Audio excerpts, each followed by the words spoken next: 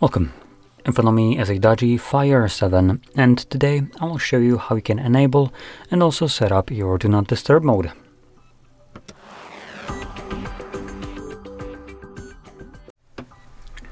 So to get started, we're gonna pull down our toggles by swiping down from the top right side of the screen like this. And in here we're looking for the Do Not Disturb mode, which for me is visible right over here. Now if you don't see it on any of the pages, which we do have several of, you can add this toggle by clicking right here on this pencil, scrolling down, and you will find it somewhere here below. When you do, you can hold it. You can see that the text right here changes, so if we drag it over to the top, it gets added, and now when we go back, we should have access to it on one of the pages. Now, once you have your Do Not Disturb mode visible in here, we're just gonna hold it in here, and this will take us to the settings. I do recommend going here at least once, just so you can see how it is set by default, and obviously changing things that don't fit your exact needs. Now going over some of the options, we have things like people. Here you can select who can call you or message you, and under calling you actually have additional option. So both calls and messages have this right here, so you can select who will be able to call you or message you, though they are separate, so you have to select this again in the messaging section. But we have favorite contacts, which that's basically what it is, just contacts, which means all of them, anyone, and no one.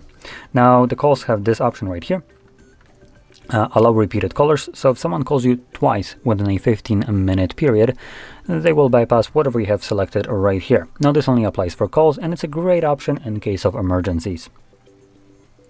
Now if we go back, we have option to basically make some apps just not notify you, along with settings for alarms and other interruptions.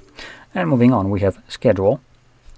So here we have always one that is pre-made called sleeping, and it looks like event is also made as well.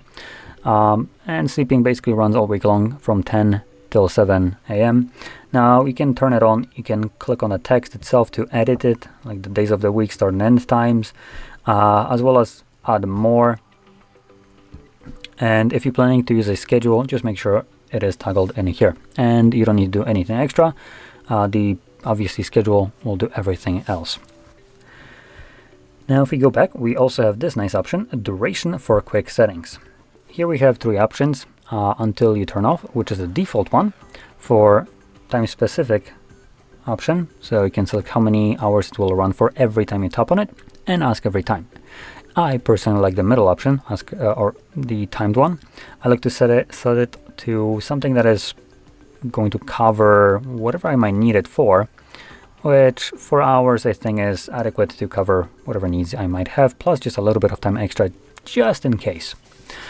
And the reason I like this is because it gives me the versatility of me not needing to really remember about it, but well, if I forget about it, the device will turn it off for me, and then if I do remember about it, well, I can turn it off myself.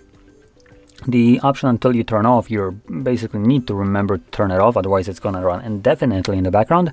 And ask every time gives you these two options every time you tap on the toggle, which just makes it annoying. Though one nice thing is when you have this selected, the timed option, you can actually set it up every single time, and meaning you can have different times. So as an example, ask every time selected, you tap on the toggle, and I don't know, maybe today you need it for 2 hours, so you can actually just change it like I can right now, and then click on OK, and it's going to run for 2 hours. But for instance, the next day I'm going to turn it on, and I can also change the timer because it's going to show up again. Unlike this option that I have right now, once I confirm it, it's going to run every single time for 4 hours unless I go back in here to change it. So now showing that, we can find the toggle, tap on it, and right now for me it's going to run for 4 hours, at which point it's going to turn itself off. But I can obviously do that myself by just tapping on the toggle second time, and this will disable it. And if you're using schedule, you don't even need to tap on a toggle.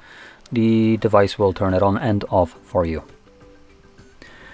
So with that being said, hopefully you found this very helpful, and if you did, don't forget to hit like, subscribe, and thanks for watching.